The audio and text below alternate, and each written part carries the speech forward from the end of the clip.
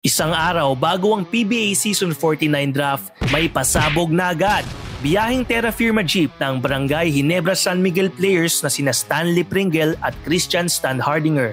Habang bagong miyembro ng barangay si PBA sophomore Isaac Go at leading Rookie of the Year contender na si Stephen Holt. Kapansin-pansin na lahat ng players na pinangalanan sa trade ay former top picks sa kani-kanilang rookie draft gaya ni Stanley Pringle noong 2014, Isaac Go noong 2019 Special Gilas Draft at Stephen Holt nito lang 2023. Tila may tuturing din na pagbabalik ito ni Stan Hardinger sa Terra Firma. San Miguel Birma nang kumuha kay si Stan bilang number 1 pick noong 2017. Pero original pick ito ng Terra Firma na nakilala noon bilang Kia Picanto. Kinuha ito ng SMB kapalit ni Ronald Tubid, J.R. Reyes, Rashan McCarthy at sa first round pick noong 2017. Malaki ang naiambag ni Stanley at Christian sa Ginebra kasama si Pringle sa 4 na kampyonato ng barangay at naging best player of the conference pa noong 2020 PBA Philippine Cup. Dalawa naman ang nakuwang kampyonato ni Stan Hardinger kasama ang Ginebra. Itinanghal pa siyang Finals MVP ng 2022 Commissioner's Cup at Best Player of the Conference ng 2023 Governor's Cup. Instant impact naman sina Stephen Holt para sa Terra Firma Jeep kasama na si Isaac Go na bumalik mula sa ACL injury.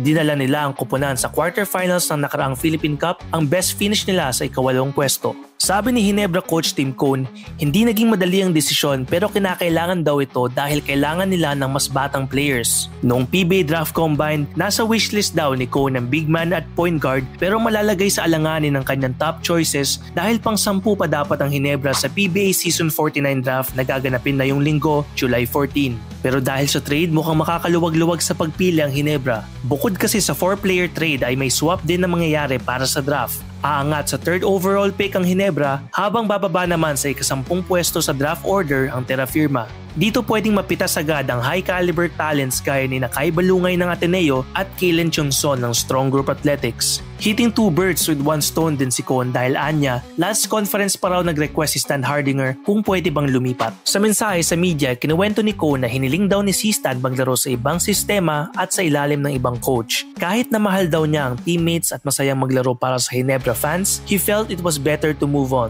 Nilinaw naman ni Stan Hardinger na last year siya daw ay naging bukas na matrade dahil sa anya'y some dissatisfaction. Pero matapos raw ang buong season ay gusto pa uli na maglaro sa Ginebra, bagay na kinumpirma niya kay Cone noon at siya namang ikinatuwa ng coach. Kahapon daw ay pinaabot ni Cone ang desisyon na matrade. Paglilinaw ni Christian, wala raw siyang kinalaman dito dahil committed siyang tapusin ang kontrata sa Ginebra. Sa kabila niyan ay nirerespeto raw ni Stan Hardinger ang desisyon at sinabing it's part of the game and they wish him and the team all the best moving forward. Nagpasalamat pa rin si Stan sa Ginebra Gin Kings at sa lahat ng mga fans ng kupunan sa kanyang Instagram post. Simpleng gulat emoji reaction na lang ang napost ni Terra Firma superstar guard Huami Chongson tungkol sa blockbuster trade. Sino sa tingin ninyo ang nanalo sa trade na ito at paano nito mapabago ang karera ng 2 pangkat sa paparating na PBA Season 49? Don't forget to comment below and for more sports stories, visit onesports.ph.